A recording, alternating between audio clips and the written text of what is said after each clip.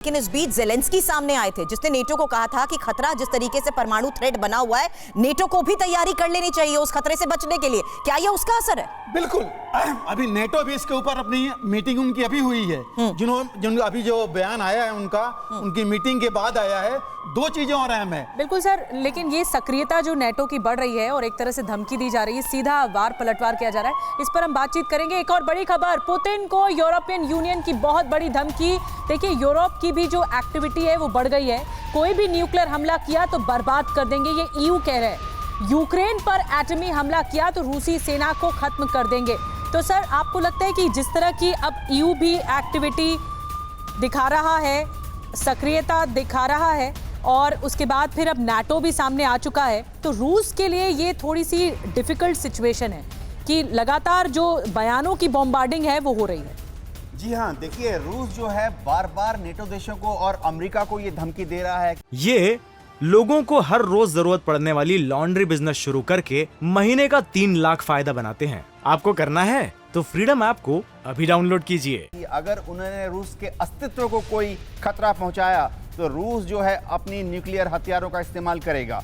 लेकिन नेटो भी जानता है, अमेरिका भी जानता है कि वो फॉलो कर रहे हैं डॉक्ट्रिन ऑफ मैड, MAD, यानी म्यूचुअल एश्योर्ड डिस्ट्रक्शन। यानी अगर तुमने हम पर हमला किया तो सेकंड स्ट्राइक में हम भी तुमको पूरी तरह से बर्बाद कर देंगे, एनहिलेट कर लेंगे। इस युद्ध स्थिति में अब ये बहुत ज़रूरी है कि उभय पक्ष अपने अपने न्यूक्लियर हथियार को बहुत कंट्रोल में रखें और उसका command and control lower level को डेलीगेट ना करें। न्यूक्लियर वेपन का कमांड एंड कंट्रोल हमेशा टॉप मोस्ट पॉलिटिकल लीडरशिप के पास रहनी चाहिए। अगर किसी ने गलती से उसको लोअर लेवल पर मिलिट्री कमांडर्स के हाथ में दे दिया तो हो सकता है कि गलती से कोई सर, लेकिन ऐसी क्या स्ट्रैटेजी अपनाई जा सकती है जिसके तहत रूस को रोका जा सके? जिक्र हो रहा है यूरोपियन यूनियन का। यूरोपियन यूनियन क्या है? एक ऐसा दल जहां पर 27 देश बैठकर राजनीतिक और रणनीतिक फैसले लेते हैं, और युद्ध के इन हालात के बीच जिस तरीके से रूस को अलग थलग करने की लगातार प्रक्रिया यहां पर यूरोपियन यूनियन की तरफ से की जाती है, उसमें सबसे महत्वपूर्ण हालात जो अभी युद्ध के 7 महीने बाद बने हुए हैं, नई रणनीति पर यूरोपियन यूनियन की तरफ से काम इसलिए किया जा रहा है क्योंकि विंटर जिस तरीके से यूरोप की चिंता बढ़ा चुके हैं, उसको लेकर ऑल्टरनेटिव सॉल्यूशंस हर तरफ से वेस्ट करने की कोशिश कर रहा है। और साथ ही अब रूस की सेना को मिटा देने को लेकर किस रणनीति पर हो रहा है काम, उसकी इंफॉर्मेशन वॉल पर एक एक डिटेल आपके सामने। क्योंकि पुतिन ये कह रहे हैं कि डरा नहीं रहे हैं, हम भी सिर्फ डरा नहीं रहे हैं। यहां पर यूरोपियन यूनियन की पुतिन को न्यूक्लियर वार्निंग के तहत ये बयान बहुत मायने रखता है, जहां यूक्रेन पर किसी भी तरह के न्यूक्लियर अटैक का जवाब देने की क्षमता ये जरूर रखते हैं।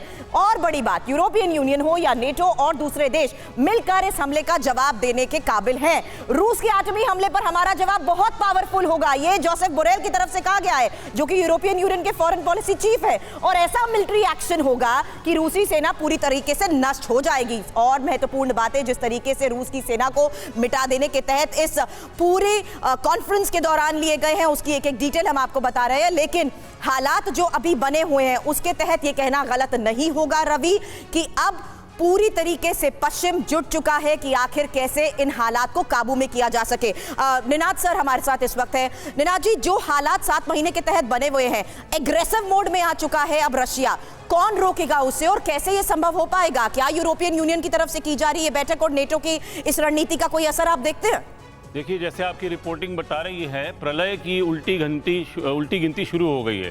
अब जब आप न्यूक्लियर ब्रिंकमैनशिप करते हैं तो आपको एक बात बड़ी इंटरेस्टिंग ध्यान में रखनी पड़ती है कि कौन क्या खोने को तैयार है। पुतिन एक बेट कर रहे हैं और मेरे ख्याल से बड़ी इंटरेस्टिंग बेट है कि कीव के लिए क्या अमेरिका लॉस एंजलिस गंवाना चाहेगी या लंदन को गंवाना चाहेगी इंग्लैंड? मेरे को लगता है कि ये सबसे बड़ा प्रश्न है। जब आप इतनी बड़ी वर्ल्ड वॉर की बात करते हैं तो क्या स्टेक पे इन्वॉल्व है? तो रशिया बेट कर रहा है कि ये चीज़ तब तक चलेगी और लोग तब तक डरेंगे जब तक यूक्रेन इन्वॉल्व है। क्या यूक्रेन के लिए लॉस एंजलिस, वॉशिंगटन, लंदन या पेरिस को खोने को तैयार है ईयू? मेरे को लगता है नहीं। तो मेरे को लगता है कि ये एक बहुत दिलचस्प और खतरनाक कदम है जिसमें इस वक्त पुतिन का पलड़ा भारी है। ये लोगों को हर रोज जरूरत पड़ने वाली लॉन्ड्री बिजनेस शुरू करके महीने का 3 लाख फायदा बनाते हैं। आपको करना है तो फ्रीडम ऐप को अभी डाउनलोड कीजिए।